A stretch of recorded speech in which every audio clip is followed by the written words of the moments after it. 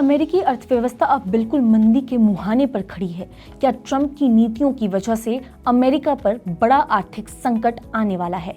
हाल ही में आए अमेरिकी इकोनॉमी के आंकड़ों से आप क्या समझते हैं? भारत के आईटी सेक्टर की क्या हालात हैं? क्या है भारत में आईटी सेक्टर का फ्यूचर प्रोजेक्शन? नमस्कार, मेरा नाम मुस्कान है और आप देख रहे हैं मनी 9।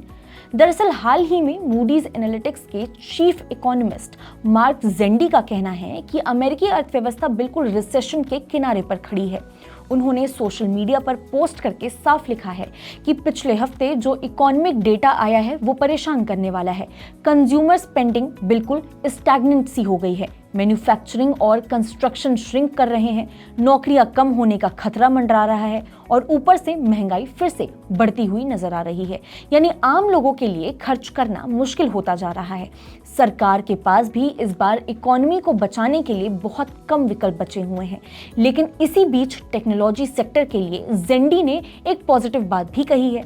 उनका मानना है कि भले ही बाकी इंडस्ट्रीज पर मंदी का जो असर है वो नजर आ सकता है, लेकिन टेक इंडस्ट्री पर इसका उतना इम्पैक्ट देखने को नहीं मिलेगा।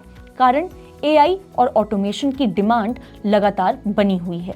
क्लाउड इंफ्रास्ट्रक्चर और साइबर सिक्योरिटी में कंपनियां अच्छा खासा पैसा इन्वेस्ट कर रही हैं। और सबसे बड़ी बात यह है कि टेक कंपनियां सिर्फ अमेरिका पर डिपेंड नहीं करती, बल्कि बाकी देशों से भी टैलेंट हायर करती हैं।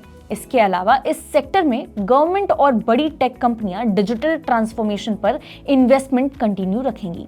मार्क जेंडी के हिसाब से टेक सेक्टर उन कुछ सेक्टर्स में से एक है जहां प्रोडक्टिविटी वाकई बढ़ रही है और इससे असली मुनाफा बन रहा है।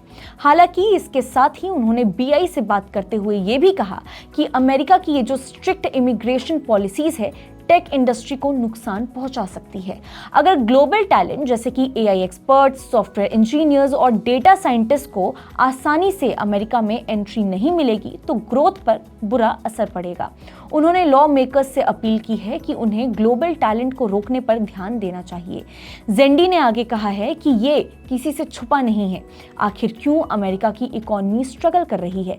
उन्होंने इसका ठिकरा यूएस टैरिफ्स और हाईली रेस्ट्रिक्टिव इमिग्रेशन पॉलिसी पर फोड़ते हुए कहा कि अमेरिकी टैरिफ अमेरिकी कंपनियों पर प्रॉफिट और अमेरिकी हाउस होल्ड की जो परचेजिंग पावर है उसको कहीं ना कहीं किसी ना किसी हद तक घटा रहा है।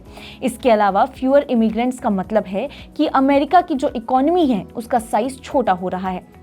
जब अमेरिका जैसी बड़ी इकोनॉमी का ये हाल है उस समय भारत का जो टेक सेक्टर है और भी ज्यादा मजबूत होता हुआ नजर आ रहा है।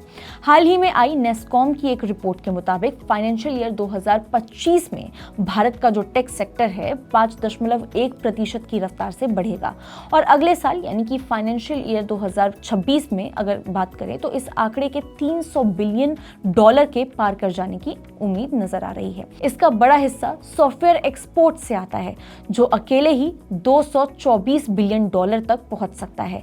यानी भारत सिर्फ अपनी घरेलू डिमांड से नहीं बल्कि पूरी दुनिया को सॉफ्टवेयर और डिजिटल सॉल्यूशन बेचकर कमाई कर रहा है। रिपोर्ट के मुताबिक भारत की इस तेजी के पीछे 3 बड़े फैक्टर हैं। पहला, इंजीनियरिंग R&D, जिससे भारतीय इंजीनियर्स लगातार नई टेक्नोलॉजी और इनोवेशन पर काम कर रहे हैं। दूसरा, गूगल, माइक्रोसॉफ्ट और अमेज़न जैसी कंपनियां अपने ऑपरेशंस का बड़ा हिस्सा भारत में चलाती हैं।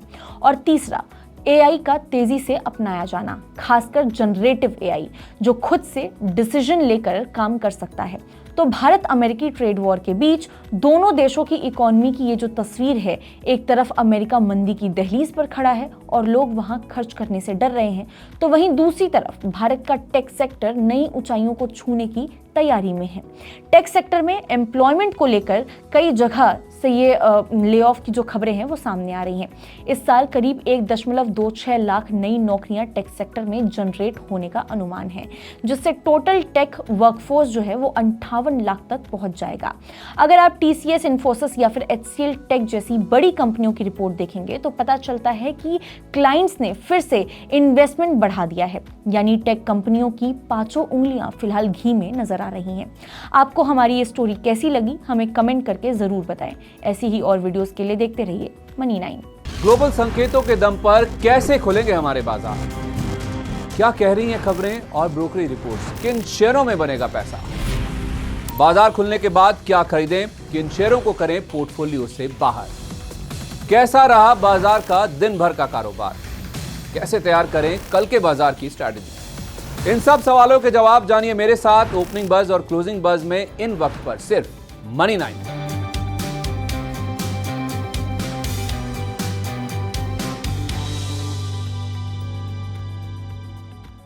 मनी 9 लाया है मेंबरशिप प्रोग्राम मनी 9 प्राइम।